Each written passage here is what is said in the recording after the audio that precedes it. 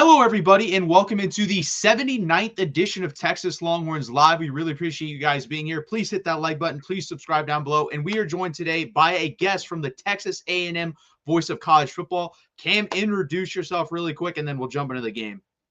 Yeah, I'm Cameron Honesty. Obviously the host of Texas A&M Aggies Live, part of Voice College Football Network. I'm also lead writer at Aggies Wire with USA Today Sports.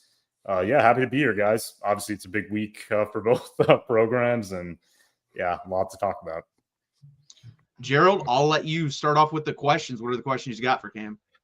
Yeah, I think my biggest question is more just about like the vibe of the game overall. For those of you that don't know, my best friend is an A&M grad. He's an Aggie, best man in my wedding, and we've had long conversations about this game. Yeah. And I want to get your opinion on something he and I were talking about as the no lose situation in this for Texas A&M. Right, if they come out and win this game, they're playing for an SEC championship. Right, 12-0, you beat Texas, playing for an SEC championship. He's of the mindset that like, not even just as it a no-win situation for him, but even looking back at last year's SEC championship, Georgia lost the starting quarterback. Texas gets beat up, and they have to play an extra home game because of it. Like, there's a situation in which like winning this game hurts the long-term like CFP aspirations for A&M. I just want to hear your thoughts on it. Like, where do you feel land on like the no-lose situation for A&M in this ball game? So I don't really trust the CFB selection committee right now. Obviously, they had a change of the guard with what happened there, and I get the same answer every Tuesday night, which is this whole discussion of, is Texas A&M better than Indiana? Ohio State never even gets brought up because they played a really bad schedule, to be honest with you, but they're defending champs, so they always get the pass, and they have so much talent. Every time I see a clip, though, I see, Julian Sand has like 10 minutes in the pocket and he has all this time to throw. And it's kind of funny how they get the pass. But A&M needs to win this game, because if they do not win this game, and let's say they lose by 10 points, they just don't show up. Arch Manning has a big day, and, A&M kind of looks at it as, well, you know what? We're 11-1. We should get a top 4 seed still because we accomplished all of our goals outside of winning this game this season. But the committee really shouldn't, take us down for that, right? Well, let's be honest here. I honestly think right now, if A&M ends up losing this game, they're going to be a 5 through 8 seed. They're going to give them a home game in Kyle Field, but they're going to say, you know what? You didn't do enough, because we've listened to social media and the rest of everybody else of, your schedule wasn't that great. You played all the bottom teams in the SEC and yada, yada, yada. Even though, to be honest, Texas kind of did the same thing last year, did end up going undefeated, losing in the SEC championship game. Didn't get dinged much for that.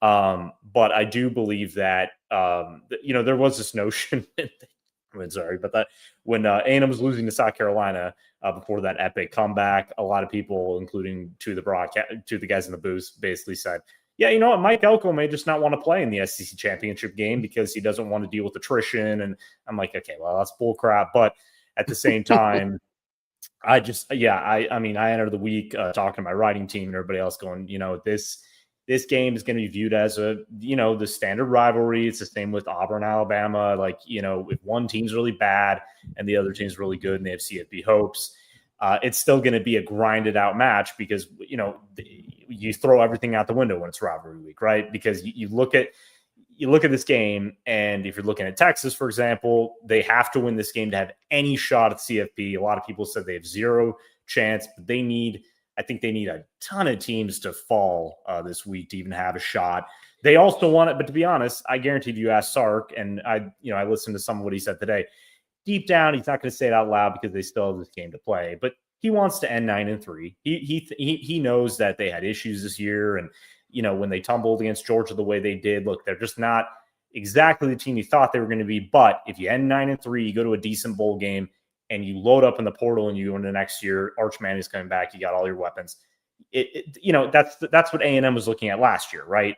It's kind of switching everything this year for A&M and Texas.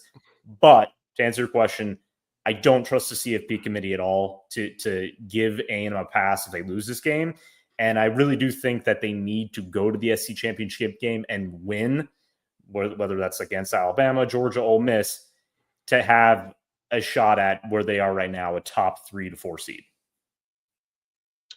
My question for you is based on Marcel Reed. I think I had him ranked as the 6th or 7th best quarterback in the SEC entering the year. I was impressed by the measurables and everything I saw on the field, but he still had some things that, Texas picked up on last year. I think it was the left side of the field he didn't really like throwing to, so they basically forced him to try to throw to the left side of the field. It was either the right or left side, I can't remember, but they saw on film and said, we're making you throw this way, basically. What are some things in his game this year that you've seen him take from last year to this year and take it up to another level, I guess? Well, it's his trust. It's trusting his feet. It's trusting his new receiving core. I mean, he came into the offseason knowing that Mike Elko was going to go into the portal, go get him more speed at wide receiver. Their wide receiver rotation last season was atrocious. Noah Thomas, who's, kind of balled out a little bit against Texas. He had his moment in the sun, and good for him. He was their best receiver on that roster last year, which really tells you a lot. They just didn't have the talent there. It wasn't helping Marcel Reed out. He got a lot of flack for things that he couldn't control. This was his first season really taking on all the responsibilities that a quarterback in the SEC and a quarterback from Texas A&M in a system that Colin Klein, it's not complicated, but it has to run smoothly, and it takes about a full year to get into the rhythm of what he wants and what he expects. So to answer your question, though, he's improved a lot in the middle of the field. His deep ball is still a work in progress, but against South Carolina, he hit Ashton Bethel-Roma, one of the rising wide receivers, redshirt freshman, for 39-yard touchdown. I mean, it's a perfect pass. I think he's become a rhythm quarterback to where when he's confident as hell, when he knows that everything's on his shoulders to get this done, he trusts that speed, ranging from Casey Concepcion, who's a potential first-round pick going into next year's draft. Mario Craver has been a sensation, leads them with over 780 something receiving yards this year. He's a little banged up, didn't play a lot against Samford. He's gonna be ready for A&M, so there's a little tease for you guys. But just the speed. I mean, he's been able to basically take this offense to the next level. Not only, and he hasn't run that much. That's the thing, right? We all thought going into the season this was going to be a pure dual threat type of system where Marcel was going to be taken off every other play. But he's just trusting his arm. He's trusting his eyes. He's trusting the play calling, and he's trusting that Casey Concepcion, who's an undersized wide receiver, is going to jump high for those passes that are a little overthrown. A couple he dropped against South Carolina, but he's been really good at that too. I mean, I think the word is just trust. I mean, these guys, when a guy like Marcel Reed, who has, I would say he has arm talent, but at the same time, he has a lot still to work on in mechanics. But when you have that type of talent at wide receiver, and his tight ends have stepped up too, Nate Berkacher has been a sensation as well as a blocker. He's also stepped up as a receiver.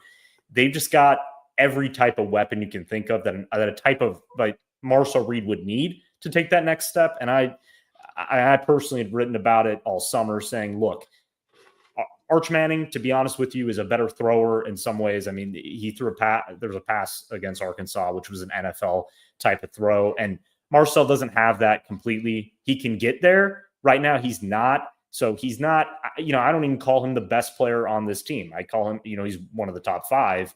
But everything else is going A&M's way. And the offense is running smoothly right now. They need Marcel because he's the most trusted quarterback. We saw that with Miles O'Neill, who is their backup right now, played very poorly against Samford. So they cannot lose Marcel this year. They can't even have him, out of any snap offensively for them to reach their dreams this season and reach their goals this season. So, but I will answer that again against Texas. Michael Taff, obviously Texas' star safety, did intercept him on a ball that, again, those type of throws Marcel's not making anymore. He's not even attempting them anymore because they can attack the middle of the field all day, especially obviously Texas has an injury linebacker right now. I expect them to do that on Friday. They're going to utilize Craver and Concepcion's speed over the middle, dink and dunk their way down the field and hope their run game opens things up.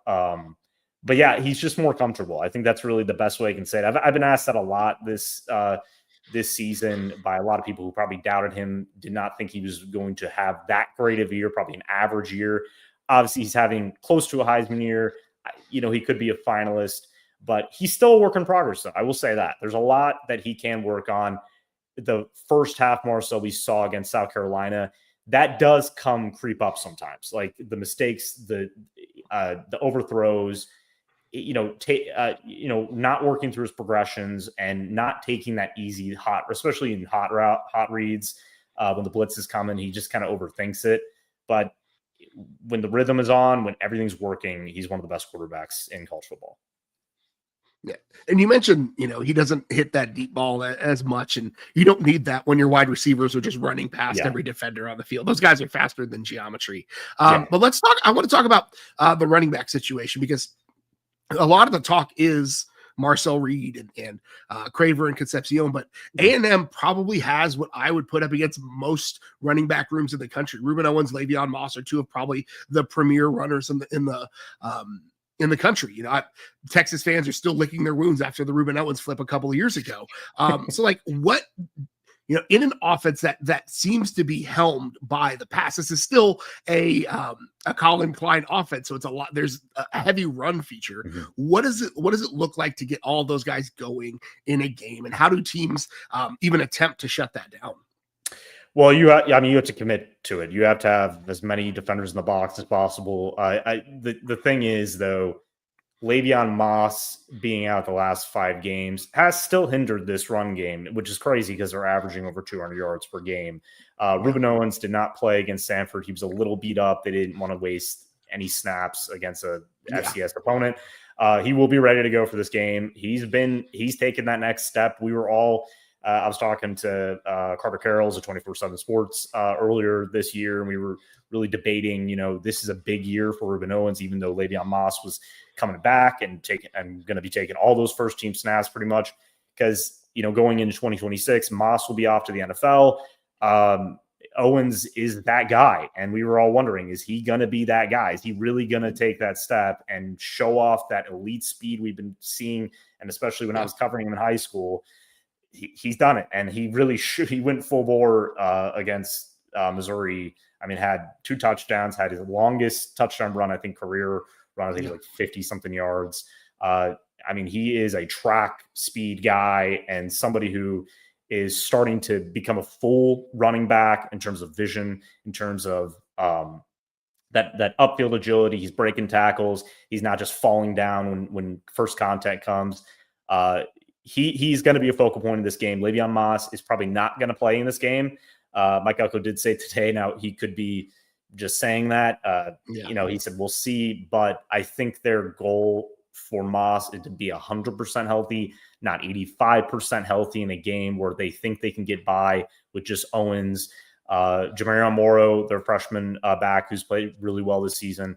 Amari Daniels, who is probably going to get more snaps in this game after rushing for a career high 109 yards against Stanford. I think they're kind of saving him as well. That was kind of a topic of why isn't Daniels playing, when we have all this talent, and, he's a junior. He's, been in the system for a while. He's a trustworthy back outside of that one play against Texas last year, which was a stupid play call. But sadly, he gets remembered for that. And I kind of feel bad for the kid because that was just a dumb play call. But yeah, I couldn't be prouder of someone who covers him. I mean, Owens has been working his butt off. He dealt with injury all last year. He tried to come back in those last couple of games, even against Texas, which was a little questionable because he just wasn't ready. But if this O-line, which has been elite this year, continues to block the way they've been, Texas's defensive front is formidable. I do think that it's going to be a grinded out type of game, but I think if Owens can find just one hole and burst through, pick up 30-40 yards and get this offense rolling, then A&M should have a pretty good day offensively. But yeah, he's been one of the better players on this team, which is kind of crazy because we just didn't know how these snaps were going to be allocated. Obviously, after Moss went down against Florida, we knew he had to step up. He's been great ever since. What are some weaknesses in your guys' defense that you think your fan base is worried about versus the Texas offense? Or maybe there aren't any. I don't know. I'll let you answer that. No, I mean, there's always weaknesses. The secondary has held up well. Des Ricks, who struggled immensely last season, especially in their bowl game against USC. He was a guy who we were all kind of waiting to take that next step. He's a 5-star prospect. Obviously, with Alabama, he was a Nick Saban type of recruit.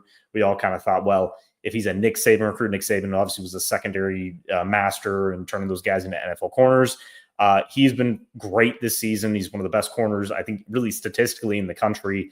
Who he's going to be matching up with, I'm not sure, to be honest with you. Texas has a lot of great receivers and a lot of speed there. But there are weaknesses in terms of if the pass rush, which is not a weakness. And, to be honest, this game could be turned based on how Texas' O-line holds up, because A&M leads the country in sacks. I think they have 39 or 40 on the year. And I think they only had one against Sanford. So I think it's about 39 of the year. Cassius Howell has made himself a lot of money this season, even though he has 30-inch arms, which is not going to hold him back in the draft next season. But he's just been one of the more powerful pass rushers. And I really don't think anybody can really block him. I think only Notre Dame was the only one that really kept him at, away from the backfield, but he still had like 5 pressures in that game. So he may have not gotten home. But I mean, honestly, I don't know how Texas is going to handle him. They may have to double team him if he gets going early. I think I'm guessing Sark's going to watch that LSU tape, which really does show that. I think it was like the first snap against a freshman tackle. Howell just destroyed him. It was actually very ugly for Nussmeier. He was just kind of laying on the ground. Just, okay, this is going to be all day type of thing. And but I would say that Will Lee is somebody I think Arch Manning is going to target. He's their senior corner. He's had a up and down year, and that's just kind of how these things go. When one corner's playing so well, the other corner gets targeted all the time. He's going to end up giving up big yards. But so I will say that if they're trying to, hit some big plays, that's probably where they're going to go, wherever he's lined up. The safety play has been very good, though. I will say that Dalton Brooks has been fantastic this year. He's really come on at the end of the season, especially during the latter half of SC play. Has had some great moments as well. He had a fake punt that he ran for like 40 yards against Missouri. Had an interception against South Carolina. He's been great in coverage. He's been great as a run defender. Marcus Radcliffe is one of the highest rated safeties this season. He's just been a consistent force against the run and pretty good in coverage. So yeah, I mean, if you're going to beat A&M defensively, you have to catch them off guard, and you have to hope that the D line just doesn't eat you alive. And if they don't, then Arch kind of like Marcel has looked like a rhythm guy. I watched that entire game against Arkansas. That was obviously a career game for him. I think he had 6 touchdowns total, including a receiving touchdown. So he's playing as well as you could ask right now. But if he gets pressured, I think this is going to be either a low scoring game if Texas's defense steps up. But yeah, I mean, if we're talking about a weakness right now, I guess it's you just have to get protection. And if the secondary gets, a little off balance, then you could have a back and forth game where, and I mean, honestly, the best example of that is against Arkansas, where Taylor Green got out of the pocket a lot. He was making plays with his legs. Arch can do that. He's not as, mobile and athletic as Taylor Green. But what happened in that game, and I think a lot of people were asking that, was A&M's defense just did not show up for that game. No one did. I think at the end they had a couple sacks, but they were still giving up big plays in the passing game. Arkansas has a lot of very big athletic receivers. Texas does have those type of guys. So really, I think the hope is they just have a bad game. I mean, that's the best I can say, because overall their defense has been very consistent, and I can't really point out definite weak spots that you could target. But I mean, we saw last year, it was a weird game. A&M's defense did play well. Quinn Ewers hit a couple big passes. He threw that pick six, but outside of that pick six, I think Texas really should have won that game like 34-0 or something at that point. I don't think it's going to be that type of game, because A&M has one of the better offenses in the country. Oh, yeah. But yeah, I really just think you got to hope that they're just not ready, and that Arch can really show up, get the ball out quickly, and that his receivers can help him out and get some explosive plays through the air. I love it. I know we only got you for a couple of more minutes. So I want to ask this question. So I just fill in the blank. Like, A&M wins this game if Texas wins this game. If, like, give us your breakdown. So I'll say that Texas A&M wins this game if they get out to an early lead. And I mean, if you get first possession, score a touchdown, get a turnover or force a punt immediately, get out to a 10, maybe 10-0 lead. And then I think, they said they are overrated on defense. Okay, well, that's fine. Everybody says everybody's overrated. So, yeah, so it really is that type of game script. A&M has been one of those teams that if they can get out to an early double-digit lead, they can really start teeing off on you. And I mean, you see that throughout the NFL. You see that with most teams in college football that are college football playoff contenders. And I would say the same for Texas. If Texas just finds the end zone early and then that defense plays very aggressive and maybe gets Marcel Reed into a bad headspace where he's kind of backing up and they're getting pressure and he's like turning around and running around, and then he throws an errant pass and maybe Grayson Littleton picks it off and they basically get behind early. I know A&M can come back from that, but playing in DKR in front of a fan base that I think is really going to show up for that game. I know it's been a disappointing season or whatever, but this is a rivalry game. Both these teams hate each other with a passion. I mean, it's going to be hard to even predict this game because, I think Nick Saban said it perfectly when playing at Auburn. He said just weird stuff happens there. A&M has not played in DKR since 2010. I was 15 years old at that time. I remember watching that game. I'm so old. Yeah, man. But it's a different cultural world right now, and so. But I think Texas is leaders on defense. As if Anthony Hill plays, did you guys hear anything about that? We think he's going to play. That was announced after the game that there was a really big chance he's going to play in this game. I expect him to play. Yeah, and I think he will too. I think the broken bone, I think he can play around that. So, look, this is a big game for him. Former Aggie commit. And I remember I was covering that when he flipped to Texas. There's a lot of bad blood there between both these programs. I did mention a guy like Will Lee. He hates Texas because he got beat a couple times. He had that pick six that didn't really count for anything at the end because A&M just couldn't find the end zone.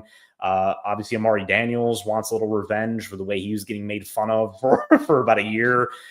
There's a lot of guys on this roster that were a part of that game last season when Texas really did embarrass them in Kyle Field in the return of one of the biggest games in both programs' history for the past almost decade plus. And it's just one of those games where if you play your style and you don't turn the ball over, anybody can win this. It's going to be very difficult. I think A&M is a 2.5-point favorite right now. I was actually shocked by that. I really was because, the difference there. And I do understand people saying that A&M schedule is not that impressive. They haven't really beaten anybody.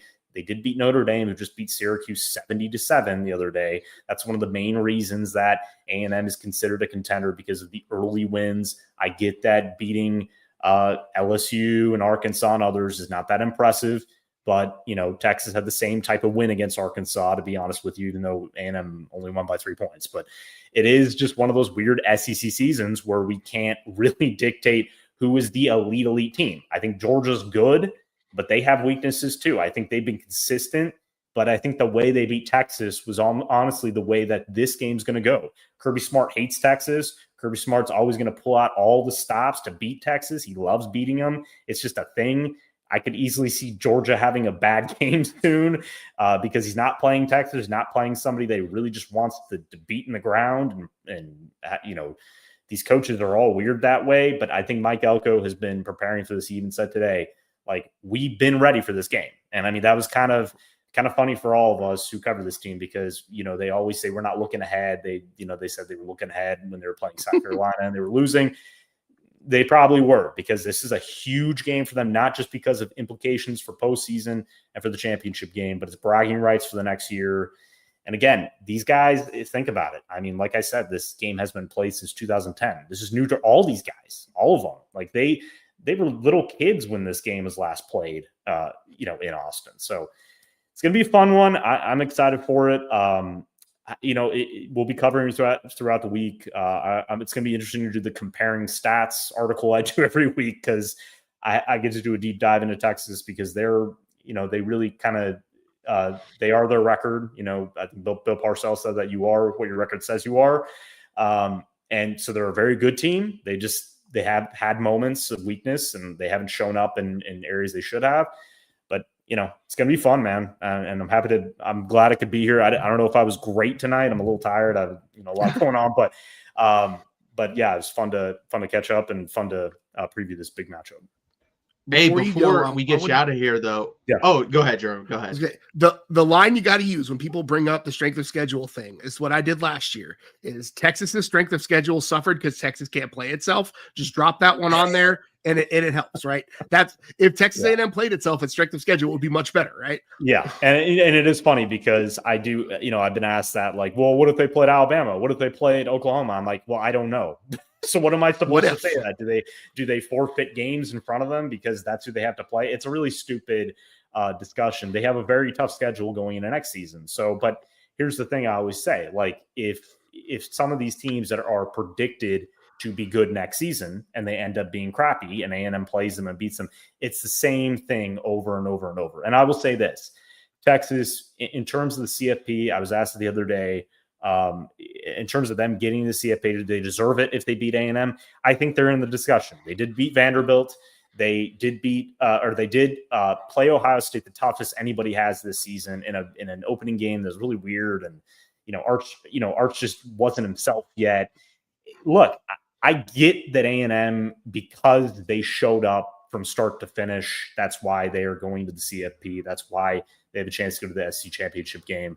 But, I think Texas would have been in years past if it wasn't for other SEC teams with double-digit wins. Obviously, Vanderbilt has a chance to, I think, get to 10 wins this weekend. It is what it is. But I will say this: if Texas wins this game, the future is very, very bright, especially if Arch Manning has a very good game in this, and he ends the season with a hot streak and, having personal bests in terms of passing yards and touchdowns.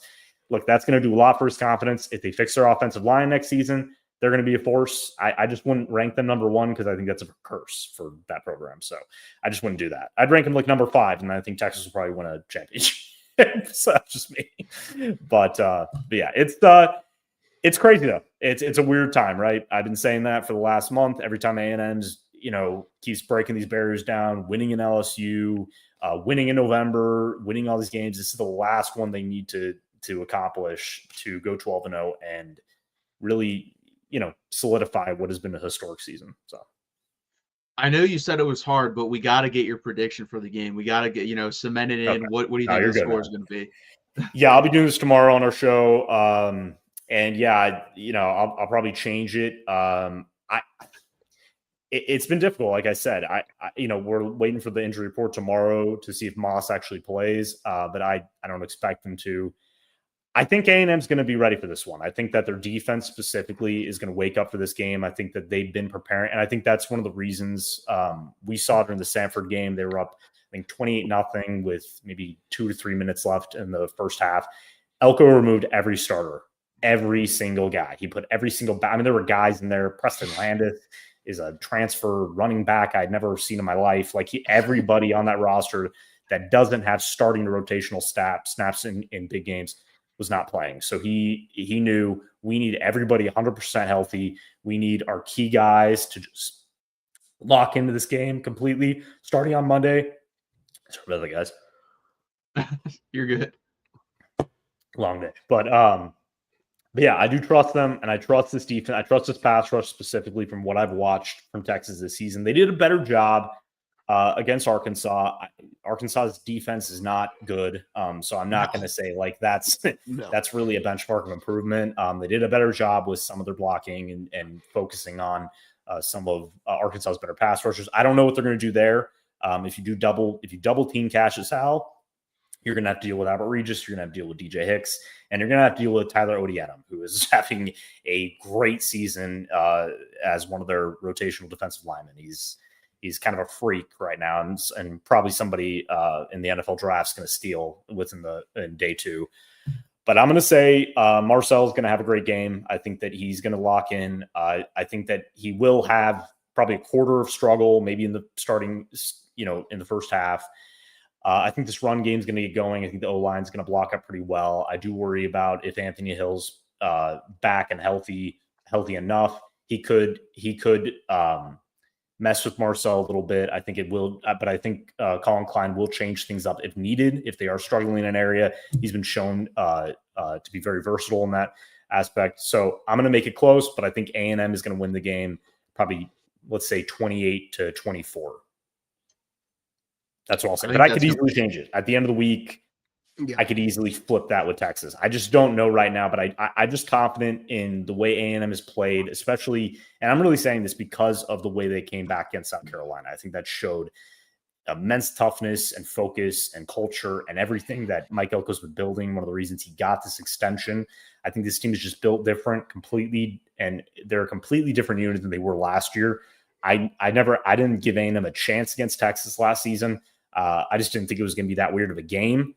I just think this is a completely different unit, even though this is a rivalry and just weird things happen. So, but I think both teams are gonna show up, and I think this is going to be a 4-quarter game. I do not think anybody's going to run away with this thing. I think this is going to come down to the final 2 possessions. So. No, I think that's fair, and we really appreciate you joining us. Again, plug your stuff, let them know where they can find you, and thanks again for your time. Yeah, that comment though, that was hilarious. Sanford is a dental school. He's going off. Good for you, man. I love when these guys comment. That's fun stuff. But at Aggies Wire, we're doing, I mean, as people know with College Wires, we do content pretty much every sport, every minute of the day almost. We're doing, I think we produce at least 10 to 13 articles a day. We're doing a lot of content this week. We're going to start doing our previews. We are going to release our predictions by Thursday, with the game being on Friday. But yeah, Voice College Football, Texas A&M Aggies Live. We do have a surprise guest tomorrow. I'm not going to say yet, but one of the more popular Texas media guys. We got that set up. Me and Cannon Torres, my co-host, he's dealing with like a sinus infection right now, so poor guy's probably going to be pretty nasally during that broadcast, but we'll be doing that probably a little earlier tomorrow. I'm not 100% sure yet, but we'll find out. So yeah, thanks again for having again for coming and joining us. We really appreciate it. Yeah, no, I'm glad I could do this now because this week is just hectic, so I'm glad we could work that out, because I was trying to fit that in, but yeah, it was perfect. So appreciate it, guys. Awesome. Thanks, Cannon. See you. Yep. Have a good night, man. We really appreciate Cam joining us tonight, and we'll jump. Well, you know what? We'll stay with this game still, and let's go over to the keys of the game, Gerald. I think that'd be very interesting because we didn't get a chance to hit on it with him, but what are some keys of the game that you have for this game for Texas? Yeah, I think the first one is really like keep Arch Manning clean. You know, Cameron talked about it. We've talked about it. Like, Cassius Howell is a monster. Like, there's no two ways around it. 11.5 sacks. Like, I looked at the advanced stats. A&M's front seven creates what they call a havoc play. So, like, tackle for loss, quarterback hurry, something like that on 16% of their plays. Like, their front seven is elite, and there's no two ways around it. Like, and you can talk about level of competition. You can talk about all that. Like, when you look at opponent adjusted stats, they're a top 10, top 15 defense. Pardon me. You're all good. Allergies. I know. Like, it is a good unit. And the Texas offensive line, they've done some reshuffling. This current unit looks better than the previous incarnations of it. But still, they got pushed around a bit on Saturday against Arkansas. And so that Arkansas unit is probably not as good as what A&M brings to the table. So, like, first things first, keep Arch Manning clean, keep him upright. He's shown an ability to deal now a little bit better with some dirty pockets, with having to reset things with his feet. But you've seen how good he can be when he's able to operate in a clean pocket, operate with time, and make his reads. No, I completely agree. I didn't get to bring up the stat with Cam, but Oklahoma, Texas A&M, or Texas are the top 3 teams in sacks. It goes Texas A&M, Oklahoma, Texas. So to me, this game, I completely agree with that. It comes down to which offensive line can protect better. Now, again, if we're going based on the season, Texas A&M They're 13th offensive line in sack percentage allowed. They're really good up front. Now, have they played a defensive line as good as Texas? No, they have not. I think this is the best defensive line they will have played all year, including Notre Dame, especially because Notre Dame, if you guys didn't realize, go watch their stuff back then to now. The first month of the season for Notre Dame was rough. Ever since then, with the Chris Ash defense, they've gotten a lot better. So I think this is the best defensive line A&M will have faced. So whoever can keep their quarterback the cleanest will win this football game. Now, does Texas have to win the QB hurries or sack battle? No, but they have to be in the conversation. This has to be, if A&M gets 4 or 5 sacks, we're going to have to get 3 or 4 sacks. If they have 5 sacks, we have 1. We're not winning this football game. And actually, I disagree with Cam on that. I think if that does happen, this game could get ugly. I think this game could turn into Georgia where the end of the score looks like that. Obviously, that game is a little bit close to the end score, but still, it looks like a blowout at the end of the day on the scoreboard, and that could be the case. So I completely agree on that. Number 2 is, and this kind of worried me with what he said, they like to exploit the middle of the field. Guys, I don't know if you've noticed, the middle of the field the past couple of weeks has been pretty damn wide open with Texas, especially with the tight end position. Basically, ever since Mississippi State exploited that with Traore, guess what other teams have done? Oh, that's an issue for Texas. We're just going to exploit that. So we saw that with Georgia. We saw that with the guys from Arkansas this week. They were exploiting the middle of the field with the tight end. Now, I will say, A&M doesn't have a great tight end. I can't even pronounce the dude's name. He's Swedish. That's all I know. And he did catch a big, I believe, either 2-point conversion or touchdown versus Notre Dame in that game. So he is a capable tight end. Now, will he be in that same conversation of the guys that we just played? No. But he may be good enough to exploit the middle of the field versus us, because that's been happening seemingly week in and week out with whoever the tight end is. So we have to shut down the middle of the field. I think Anthony Hill will help with that. It would really worry me if he could not go in this game. So he's got to be on his best game as well in this game to shut down the middle of the field. Yeah, and I've got something similar as well. A&M is averaging, and again, this is advanced stats when you think about it, 1.6 points per completed pass. That is one of the most explosive passing attacks in the country. So, like, not just protect the middle field, but keep things in front of you, right? The plays that really cost Notre Dame the game were letting guys run past them, right? Letting guys not having good eye discipline, not having good feet and hip discipline, and letting guys just run straight past them, right? And Texas has some really good athletes on that back end, but Texas has also struggled with bringing guys to the ground, making open field tackles, like keeping things in front of them, getting guys on the ground. A&M is number 15 in the country in passes of 20 or more yards. That terrifies me with how poorly we've seen the secondary play in the last few weeks. So, like, keeping things in front of you, keeping those, Craver and Concepcion in front of you, not letting them run past you, getting them on the ground when they've got the ball in their hands. Those guys are speedsters. Like, that is something that Texas is really going to have to put a lid on. Yeah, I'm not concerned at getting beat over the top in this game more than I'm concerned with, a quick 5-yard pass to the outside and they miss a tackle, and then it's a house call after that, because you're 100% right. We talked about that after the Arkansas game of this team, for whatever reason, doesn't tackle great on the outside, especially Michael Taft, who used to be a really good tackler. I don't know what's happened the past couple weeks. I know he got hurt, but if you're out there, you got to make those tackles. Cade Phillips, I was, pleasantly surprised. He made that one great play in Arkansas where he got underneath the offensive lineman and made the tackle out in open space. Otherwise, that's a pretty big game because he was the only one out there. So I agree with that. I think I need a big game from Cade Phillips tackling. I need to get big game from Manny Muhammad, who's been very good this year. So I expect a good game from him tackling. It's honestly comes down to that second cornerback spot out in space, and then the safety spot where Michael Tapp is. And it's going to be interesting. And, another thing that I want to float out there that I brought up in the postgame show, I wouldn't mind if Texas, shifted Jelani McDonald down to linebacker, because I think, honestly, at this point in this type of game, he's probably a little bit more adept to do that than go out there and cover in space. We saw a couple plays in Arkansas where he's one-on-one with guys and he's kind of getting juked out of his shoes, and he's not really great one-on-one in coverage right now, but he's pretty good at coming downhill and making tackles and being physical. His interception was a play in which he was super close to the line of scrimmage. He was able to jump up there and make that interception. If he's playing back in his safety spot, he's not able to make that play. So I think that's maybe something they can do. They did that a little bit in the Arkansas game, but not enough, in my opinion, especially with the struggles of Leongo Lafau and Trey Moore, especially in the first half. That game was terrible run fit-wise in the first half from the linebackers. So that's going to be interesting to me. And it's just like, hey, we played Mike Washington last week, guys, where we saw his explosiveness. In that first carry, We're lucky that's not a touchdown. That he's through that gap where Anthony Hill maybe makes the play because Trey Moore, I think it was Trey Moore, didn't make the play in the run fit, and he's out the gate, and it's one-on-one down the sideline. Luckily, we get him out of bounds. Well, we're playing Reuben Owens, who's just as capable of Mike Washington this week. So, again, I agree with you. Stop the explosive plays, whether that be from the backfield or the wide receivers. Do you have another one for us, Gerald? Yeah, my last one is the inverse of that. Is you've got to connect on some big plays. Texas A&M is the bottom half of the country in passes longer than 30 yards. They've given up 32 passes of 20 or more yards, specifically through the air. They are kind of gettable, right? Their secondary is good, but they've given up some big chunk plays. And Texas, we saw it this last week. Arch Manning was better on the deep balls than he has been all year. 7 of 11 for like 250 yards on passes longer than 15 yards for Arch Manning in this last game.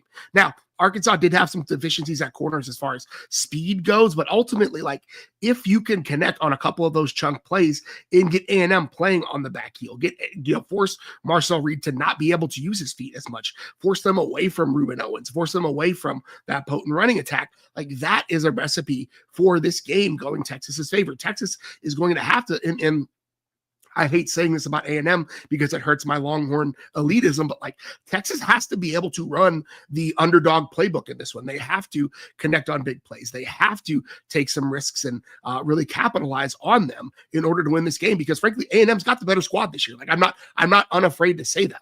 When you look at the deficiencies on Texas's roster, A&M is the favorite for a reason. No, I agree. They are going to have to complete on some deep balls. And I think the one thing that I've been calling for, and we talked about in our group chat of, hey, are we ever going to fake that Ryan Wingo, swing or screen pass at the beginning of the game? They did try to fake it versus Arkansas, but you got to come up with a better fake, because if that's the fake, I didn't like it where you throw in a route down the sideline to Jack Andrews, who's not super explosive. So I'm hoping that was kind of a fake, but then they have another one stored up for this type of game, because there has to be something else off that. Those can't be the only two things where you have that and then a Jack Andrews right down the sideline. And luckily you had the deep over to DeAndre Moore sneak out the backside because the safety came down. But yeah, there's got to be something else there to me. But teams are giving us that every time. Heck, if he does a slip versus Georgia, he's getting at least 8 to 10 yards. And if he breaks the tackle, it's a touchdown. So maybe that is truly, hey, we're just going to keep swinging it out here. No one's going to do anything about it because they're worried about the fake that could come off of it. But Mike Elko is a super aggressive guy. Would not shock. Maybe he's they're going to do this, and they bite on it and hopefully have something better than that play to create an explosive. Next up, for me, I need my game changers in this game. Who would people say the game changers are for Texas? They would say Colin Simmons and Anthony Hill on the defensive side of the ball. They would say Ryan Wingo and then Arch Manning on the offensive side of the ball. I need those guys to play like that. The last time we went and played Georgia in a big game like this, I saw Arch Manning show up and I saw Anthony Hill show up. I really didn't think Colin Simmons showed up. He had 1 sack, but that was off a busted play that had no impact in the game. It was the first play of the game. Kind of went quiet. And no offense to Colin Simmons, when he put up his stats versus elite competition and everyone else, the elite competition stats aren't that good, guys. He didn't have a sack in the Ohio State game in the Cotton Bowl. Did he create havoc? Yeah, that was probably his best game versus elite competition. Didn't do anything in the first game versus Ohio State last time. And then he didn't do anything versus Georgia this time. So he's got to show up in these big moments, create more havoc, get a couple sacks, force a fumble like he did versus Arkansas. And then on the offensive side of the ball, like I said, Arch Manning showed up, but no one else did. Someone else is going to have to come along and help out Arch Manning, whether that be Ryan Wingo, whether that be Parker Livingston, whether that be a Trey Wisner who did show up in the Oklahoma game. Can we get that version of Trey Wisner? Can we get that version that you say, Gerald, that hates the rivals, that hates Oklahoma and Texas A&M? Can he give us one of those games? If we get that type of game, I think Texas can easily win this football game. The question is, we haven't really seen that type of game from Trey Wisner this year other than the Oklahoma game. So can he duplicate it? Yeah, I think that's completely fair. And, this Texas run game has not been good at all this year. And, when you look at A&M's run defense, I don't see if Sark goes away from the run in this game, I feel fine with it. A&M's got a stupid stuff, right? I think 22 or 23% of run stuff, 2.5 line yards per rush. I just don't see it happening.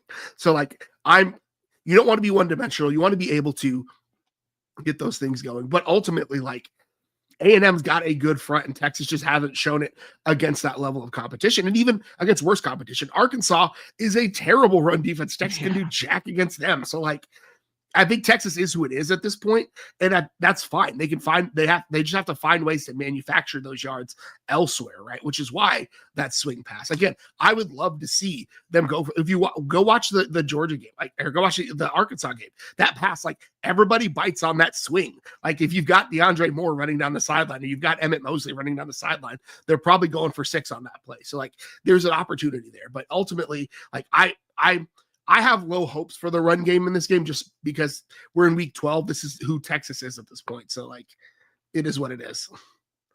We didn't give our picks in the preview with Cam, but we're going to do them now. Gerald, I'll let you go first. Do you think Texas wins this football game? I struggle. My head and my heart are very misaligned on this. And because I am who I am, I think I have to go with Texas because I just can't. You made me pick Texas A&M in multiple weeks. You made me pick Oklahoma in multiple weeks. I'm not going to do it today. So I've got to go. I think Texas wins this one in a close one. I think Texas, we'll call it 27-24. I felt better about this game even a couple weeks ago than I did the Georgia game. I'm going to be honest with you. There was not a bone or cell in my body that thought we could win that Georgia game. We kept it close for a little bit, but then the floodgates open. I do think we win this football game. I think we're going to win this football game 29-26. I think it's not a super high scoring game, but not a low scoring game either. I think these offenses will probably come out slower and then adapt, and then you're going to see the playmakers go off. I need Ryan Wingo to be what he's been basically the last 6 quarters. If he can give me that, the last 6 quarters he's been fine. If he can do that, I think we'll be good to go. Emmett Mosley, do what you always do, old, reliable, and then Parker Livingston, make a couple plays down the field. Do not drop a perfect deep ball this time. You cannot do that in this type of game, so please don't do that. If that goes well, I think we'll be all right. And I agree. We're not going to run the ball, guys. I've said since last year we don't really run the ball versus elite competition, and then we've just taken a complete step backwards of now we just don't run the ball at all versus anyone. So this game is going to come down to whether or not Arch Manning can make plays in dirty pocket, and when the pocket is clean, what kind of plays can we make, and how many clean pockets can we give him? That's what it's going to come down to me. So I do think we'd get enough of that. I think we win 29-26.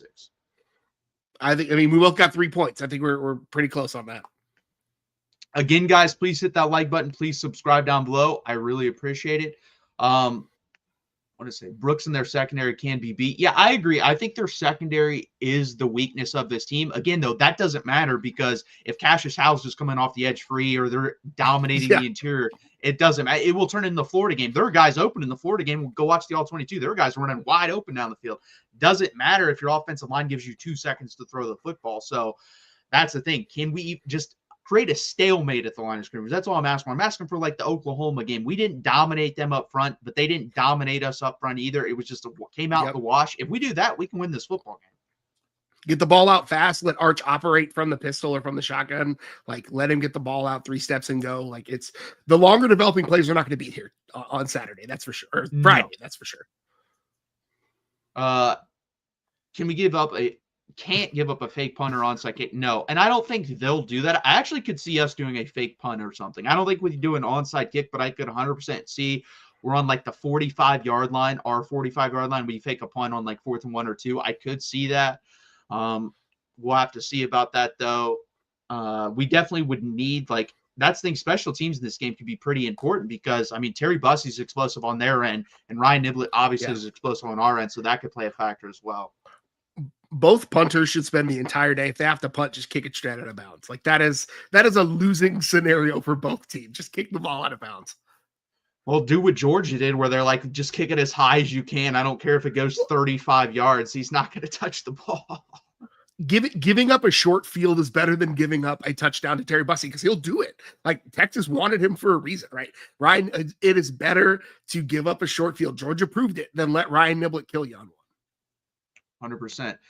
Gerald, you know what? You didn't get to have any of the recap for the Arkansas game. So let's jump into that real quick. Give me, 5-10 minutes on what you saw in the Arkansas game, good and bad.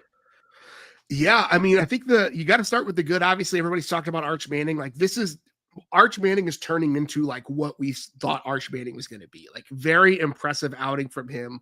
Like the ability to, I think the thing I was most impressed by was his ability to keep his eyes downfield while moving the pocket and rotating and moving out. Like that's not a skill that's like you can kind of teach it, but a lot of that's just him naturally being a gifted athlete, being a bigger guy so we can see over a lot of things. But like the touchdown pass to DeAndre Moore at the back of the end zone was one of the best plays I've seen from him all year. Just the way that he made a guy miss, kept his eyes downfield, kept his feet moving, delivered a perfect strike. Like that is what we expected to see Arch grow into. And I think I've said it already. I think he and Steve Sarkisian are finally getting into a rhythm of like Sark is calling plays that Arch is comfortable with, and Arch is executing them really, really well. The wide receivers didn't let him down in this one either, which was a big, against we talked Georgia, they had 5 drops in that game. Like the and I think there was probably maybe the box score didn't have any.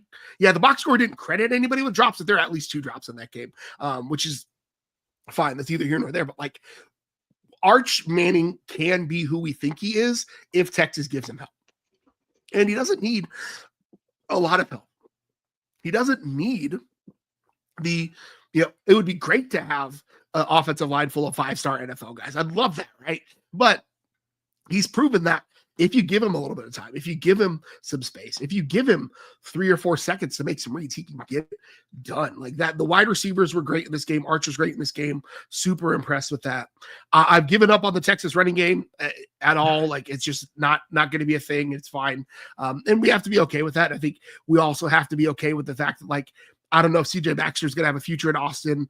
Quintravian Wisner is probably going to be a third down type of back next year. Texas is going to have to go into the portal to get both offensive linemen and a running back because it just is what it is, right? It is like Texas cannot be that bad at both of those spots and expect it to meet its goals for the years. Like that, not something that I'm super caught up with. The offensive line wasn't bad, but Arkansas's defensive line, it was a very much like a stoppable force and a movable object, and the movable object won in that game. Like Arkansas's defensive line just won that game in a lot of ways.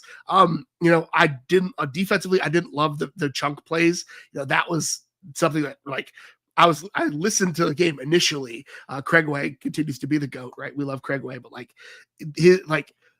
it's funny when you could tell the radio guy is pissed off. Like Craig Way was mad at these chunk plays. And that was like, if Texas they were good on second down, third down, give up a huge first down, or good on first and second down, give up a huge third down, like getting out of your way, if Texas can limit those chunk plays, those explosive plays, they're going to be okay. Like it's going to be an okay time for them. It was a good game, not a great game. I wish they had probably put the clamps on them a little bit better in the second half. Some garbage time points got put up, but like that's the game that the offense needed going into the A&M game because they need to know that they can put up those kind of points. Yeah, I mean, Arkansas is one of the weirdest teams I've ever seen because that offense is legitimately like a top 20 offense in the country, and their defense is, I think it's the worst Power 4 defense I've watched in the past half decade. It's that they're bad. Terrible. The guys are wide open by 5 to 10 yards, and they wouldn't even lay fingers on people. It's wild to watch. But then you have someone like, guys, Mike Washington is way better than any we have at the running back position. That dude has juice. And as soon as I saw the first round, I'm like, okay, how the hell does Arkansas have this guy? Why does he have any eligibility left? And can we have him? Because that dude is 6'2", 225 pounds, and is, as you saw, if you're on the tracks, you're gonna get run over because Michael Taft. That was bad. I mean, your friggin' feet are up in the air like this. I mean, that was wild. He's a very good running back, and he's gonna play in the NFL probably for a pretty long time. Oh, yeah. And then Raylan Sharp's pretty good. They have a couple good wide receivers. And then Bobby Petrino is just really good at what he does. Like, he could put so many defenders in conflict of, oh, am I going here? Am I going there? Different levels, concept. He's one of the 5 best play callers in the sport. Is he a scumbag? Yeah, but guess what? That's why he still has a job, because he's a really good offensive play caller. And guess what? When he leaves Arkansas, someone else is going to hire him because he's really good at what he does. We talked about it with Bobby Petrino. You can either not Bobby Petrino, but with Brian Kelly, right? You can either be a scumbag or bad at your job. You can't be both, right? Like Sam Pittman got extra years because he was an incredible guy, right? He was a good hang. People like being around him. He bought himself some extra time. Bobby Petrino bought himself some extra time being a trash bag of a human being, but he's one of the best offensive minds in the country. Yeah, I mean, he had us on skates for a while there. I mean, their first 3 drives were really easy for them.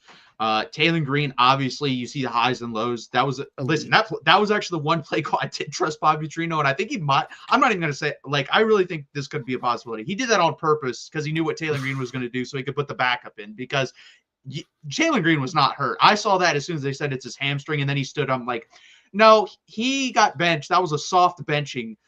Because Bobby Petrino chewed him out after that. But the play call was terrible. It's 4th and 3, and the guy ran a 1-yard route. Even if it's completed, he's not getting a first down. So that whole thing was awkward. And that was really the only bad play call of the game for them. But I agree on everything you said. Like, the run game is abysmal. Got to get better at it. I mean, this year I think we're averaging 4 yards per carry. And guys, last year I said it wasn't good enough, and we averaged like 4.7, 4.8 yards per carry. If you're an elite national championship team, at the end of the year, you want to be between about 5.5 to 6.5 yards per carry. We got a lot of work to do there. So I completely agree with your assessment on the Arkansas game. Yeah. You know, Williams doesn't have any eligibility left, but Jaden Baugh does. I'm just saying. He does. He doesn't have as much juice, but he definitely will run you over like Mike Washington did versus Michael Taft. Give me that on an inside zone all day, and I'm a happy man. Hey, I voiced in our group chat, there's a guy that just got fired in the NFL that made his living on inside zone at Oregon that I would not mind joining the Texas staff in some capacity. So Del Conte is all about forcing folks' hands. If you follow Texas women's soccer, Angie Kelly had one bad season. She's out the door. Del Conte is not above making folks make changes or to the unemployment line for you. So, yeah.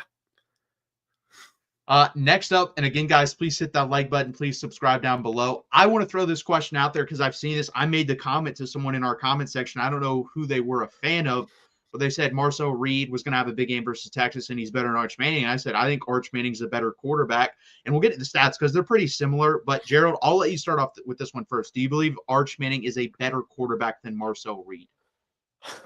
This is a hard one for me to like. I think Reed has been more consistent this year, I think is a way to say it. But I also think you see the flaws that Marcel Reed still has. Against South Carolina, he threw a couple of interceptions and wanted to throw 5, right? There were like 5 or 6 interceptable balls in that game that just didn't get picked off in that first half. I think the ceiling as an elite quarterback with Arch is probably higher, right?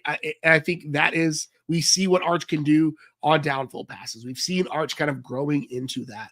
But I do want to say that, like, Marcel Reed is a guy who, you know, when this A&M team gets backed into a corner, they rally around him. He's a guy who, you know, I think where Arch Manning is a threat with his feet, like Marcel Reed is a legitimate weapon with his feet. And so I think it's hard to say who's a better quarterback, like from quarterbacking sake, probably Arch Manning, but like that's not meant to be a knock on Marcel Reed, because I would take Marcel Reed heartbeat. Like I think that guy's is an elite kind of playmaker. I think he's going to be one of the elite guys in the SEC for the next at least year, if not 2 years. But I think, again, this is probably a homer take. It is what it is. But like when you look at statistics, they're not too far apart. And I think when you look at what Arch can do down the field versus what Marcel Reed can do down the field, I think that's probably why I lean Arch.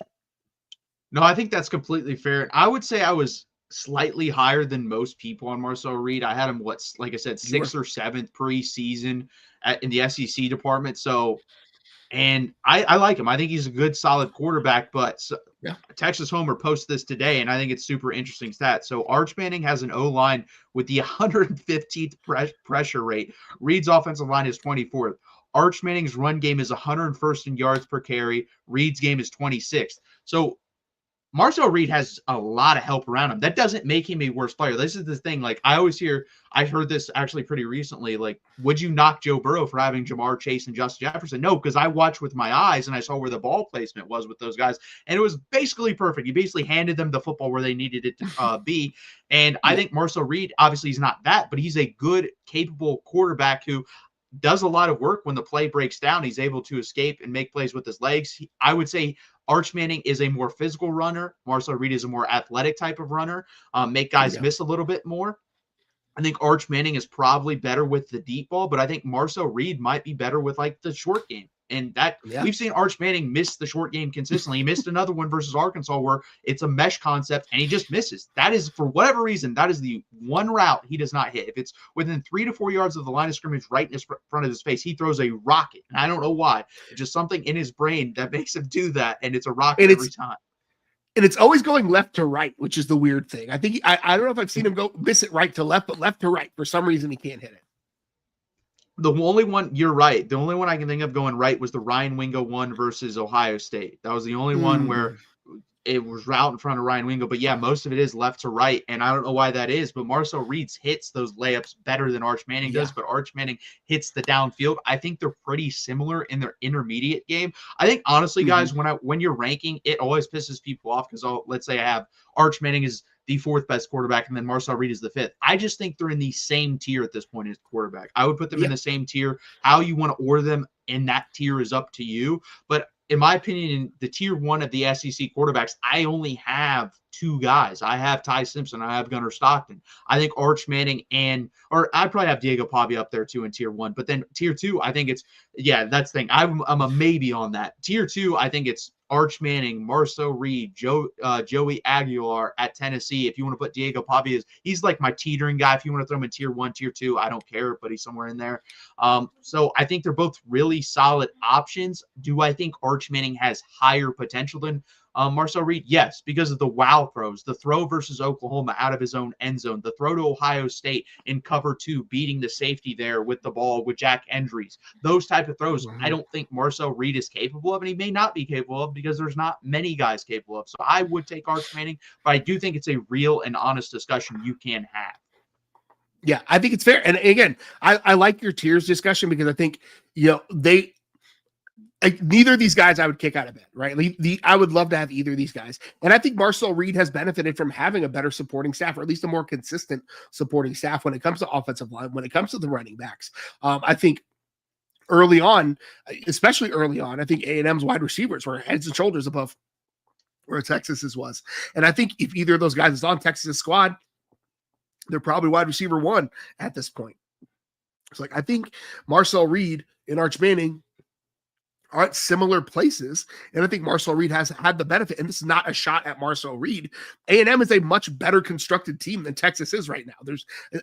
I don't feel bad saying about that. Their offensive line is better constructed. Their wide receiver room is better constructed. Their running backs, obviously better constructed. Like, that to me is the differentiator between the two at this point. Marcel Reed is a really good quarterback that also benefits from having an elite set of supporting players in that offense. I think expectations are a real thing too, guys. When you set Arch Manning's expectations through the roof and he doesn't meet them, people think he's terrible. No, that just doesn't mean he's terrible. It just means you gave him too high of expectations. He's still, like, if you look at quarterbacks across the country and use your eyes and statistics, he's a top 15 quarterback in the sport right now. I fully believe that. But you guys and everyone that said this said, oh, he's the best quarterback since Tim Tebow. He's the best quarterback since Joe Burrow. He's the best quarterback since he barely played, and you put him on his pedestal. And then when he doesn't meet those expectations, which even if he was playing 20 to 25% better than he is now, he still wouldn't have met the expectations that you placed before him, then he's bad. And then Marcel Reed is the opposite end, where everyone thought, oh, he's not that good, and then he plays better than that. Oh my God, he's the best thing ever. He's going to be a Heisman winner, It's all about expectations. And I think we set Marcel Reed's too low, and I think we set Arch Manning's way too high, and now they're kind of met in the middle now, both of them. I just pulled up their stats. They are 22 and 23 in total yardage. They again 20. Arch has 23 touchdowns. Marcel Reed has 25. Arch has 7 interceptions. Marcel Reed has 8. 251.2 yards per game for Arch, 250.2, literally a 1 yard difference, a 1% difference in their completion percentage. They're effectively the same quarterback at this point when it comes to statistics. But guess what? One's talking about Heisman and one's talking about being the biggest bust ever. Guys, the world around you sets your expectations and you follow it. Look at the stats sometimes, do your own research, because these guys are the exact same player, basically. I mean, the stats literally said they're the exact same player. Yeah. It's again, expectations are the world that we build for ourselves. And again, Arch Manning was disappointing to start the year, but now he's growing into what we thought he would be. And he's, again, a top 25, I think 22 and 23, they're ranked in those statistics. So, like, good. They're both good quarterbacks.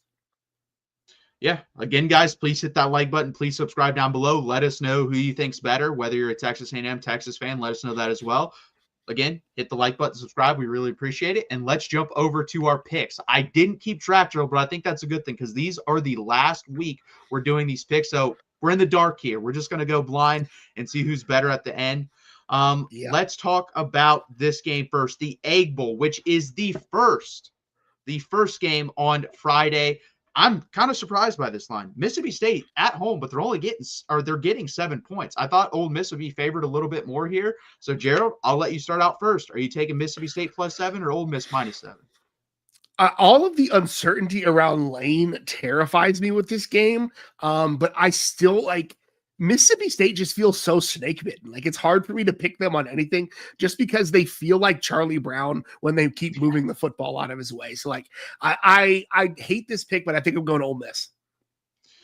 I'm going to take Mississippi State because preseason I said they'd have 6 wins and they'd win this football game in particular. I'm going to take Mississippi State. I'm going to hold firm with my preseason predictions here. I'll take Mississippi State +7.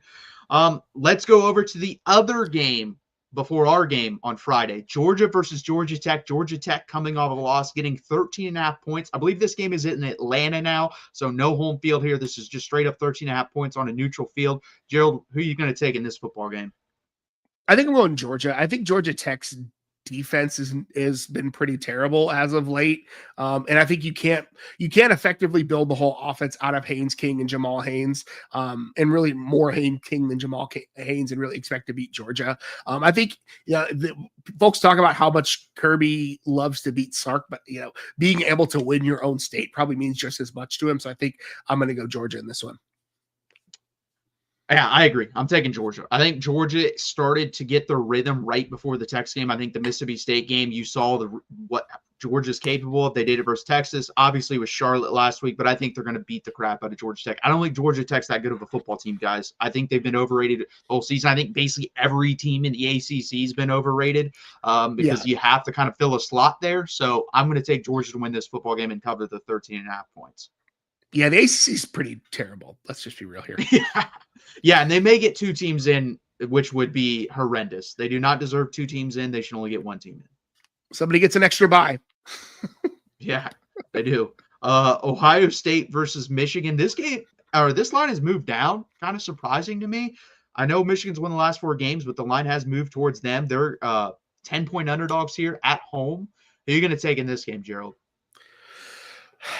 This is the game that has given me the most heartburn this week as I think about picks, just because whatever, like when you talk about throwing out the records and rivalry games, the recent history of this matchup is like the banner for that. But ultimately, I think Ohio State is they've been kind of just doing enough to win on purpose. And I think they're going to pull out the stops in this one. I would not be shocked to see this get ugly really fast. I think I have Ohio State in this one winning big. Yeah, this is the thing. If you could guarantee me Jeremiah Smith and Carnell Tate are both playing, I would 100% agree with you. My issue is they do look like a completely, and they should, obviously. If the NFL draft was just every player available, these are probably the number 1 and number 3 or 4 wide receivers off the board. So that is a big deal. I'm going to take Ohio State though. I agree. I think they're going to win. I don't think Michigan's that good. To me, you just stop the run, force Bryce Underwood to throw it. And guess what? He will make big plays in this game. He's a very talented quarterback, but he's also young, and you've seen the inexperience with a couple turnovers this year. He's going to throw Ohio State the ball 2 or 3 times in this game. All they got to do is catch 1 or 2 of them, and I think it flips the game on its head. So I agree. I'm going to take Ohio State here. We're going to hit on 2 more big rivalry games because apparently this is considered a rivalry. LSU versus Oklahoma. Oklahoma at home is getting 10 points here. They're favored by 10. Not a rivalry game really, but we kind of need LSU to win here. Are you going to pick with your heart or your head here, Gerald? God, oh my goodness. I just don't think LSU is any good. And do we know the quarterback health? OU, I hate picking OU. You've made me do it multiple times this year, and I'll never forgive you for it. But I think I've got to go OU in this one for sure. I think they are a much better team than we saw early in the season. I think Mateer's finally getting back in a rhythm, and I just think LSU's not a very good football team. I think it's going to be a low-scoring, ugly-ass football game because that is how Oklahoma wins football games. I'm going to take LSU, though. I think their defense is good enough to give John Mateer a lot of issues. We saw, can Michael Van Buren and whoever is playing quarterback make some throws that Bo Pribula, coming off, severe ankle dislocation, could not? Because Missouri was in that game because of their defense, but they just couldn't do anything offensively. Obviously, Oklahoma has a lot to do with that because their defense is really good. But can you give me 14 points? Because if you give me 14 points, that means Oklahoma's going to have to put up 25. I don't know if they're putting up 25 versus anyone, let alone a really good defense in LSU. So I'm going to take LSU plus 10, and I hope they win the football game because, guys, I'll have a little break here before we pick our last game. Texas, if you're a Texas fan, you're going to need Oklahoma or Alabama to lose, one of the two teams. You're going to have Miami lose, and then you're going to have Michigan lose. If those three things happen, I think it's a coin flip whether Texas makes the playoff because I do think they skip over Utah regardless if Utah wins the game. If they beat Texas A&M, I think they skip over Vandy regardless if Vandy wins the game because, again, you have a head-to-head. You have a better resume than them. I think you skip over them. And let's be honest here, Texas, Vandy, brand-wise for the playoff, I think you would pass them. I think that's really all it takes. Now, that's still a lot, and we're not going to pick the Miami game, but they do play Pittsburgh, so they could lose that football game. But you're going to need, again, one of Alabama or Oklahoma to lose. You're going to need Miami to lose, and then you're going to need Michigan to lose because Michigan will pass you if they are ranked behind you if they beat Ohio State. That's going to happen, as they should, because Ohio State, to me, is the clear number one team in the country. So that's what you need. And Texas lost to them. Yeah. So, and that's the thing. We'd have two head-to-heads with Michigan. We would have beaten Oklahoma. They would have lost it. They lose to Ohio State worse than us. That cancels them out. They're done. You don't even have to worry about them. So, let's move over to the last game. Vanderbilt versus Tennessee. Vanderbilt going on the road is getting 2.5 points versus Tennessee. Not saying it wouldn't hurt. Fine. If anyone loses this football game, Texas would definitely be in over them. But I don't think you absolutely need it. But who are you going to take in this game, Gerald? I'm taking Tennessee. This is probably more personal than anything else, but it's wild to me that they have created a world in which I'm cheering against a JUCO transfer quarterback playing in the SEC. The Pavia family needs to go away. And so just for that reason alone, I want Tennessee to beat the brakes off of them. Yeah, that video of his mom is wild. The way he acts is wild. It's just wild all around. But I'm going to take Tennessee as well. I just think their offense is going to give, Vanderbilt's defense a lot of fits in this game. I don't think Vanderbilt's defense is very good. The over-under here is super high. It's 65.5, as it should be. Yeah. I think that's the type of game it's going to be. I'm going to take Tennessee to win the football game. They'll cover the spread. It's 2.5 points. I'll take Tennessee here. It's wild to me that Diego Pavia is basically the less charming Baker Mayfield. It's so weird to me. It's all the Baker Mayfield stuff, except somehow it doesn't work for him. It's super dumb. Yeah.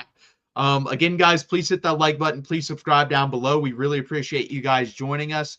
We'll be here after the game Friday night, breaking it down with you. It will be Josh, Brandon, myself, and Gerald. We'll have the full crew together, I think, and we'll be breaking down the game Friday night. We really appreciate you guys when you show up. Also, give a follow to Gerald right there on his his X, his Blue Sky, as well as his Longhorn Pod, which you can find on Spotify, Apple, iHeartRadio, wherever you decide to find your podcast, find his right there. Also, give me a follow on X, Twitter, whatever you want to call it. Doesn't matter. Give me a follow right there. We really appreciate it. And guys, as always, hook 'em. Hook 'em. College football is even more exciting when you've got some action on the line, and the games are even better when you're cashing in. And the Voice of College Football is the place to be to get the greatest value. Start with my picks. 75% against the money line, 58% against the spread, and I've got a 40-plus year track record. 11-0 in the college football playoff for me last year against the money line, 8-3 against the spread. And I'm just the warm-up act. Steve Merrill of Wager Talk is our ace in the hole, show stopper. 7 years with the Voice of College Football, over 30 years in the industry. Steve gives us analysis on all the big games, but you can't miss Steve's weekly under-the-radar pick. 28-12 against the spread the last 3 years. You also get picks from some of our top analysts here at the Voice of College Football, including Corey Bratta, Matt Zemek, and Steve Dace. Check out those numbers. Become a YouTube or Patreon member for just $99 per month. Go to the main channel on YouTube, click join, and then select the betting tier. Do the same thing on Patreon. Make 2025 a winner now.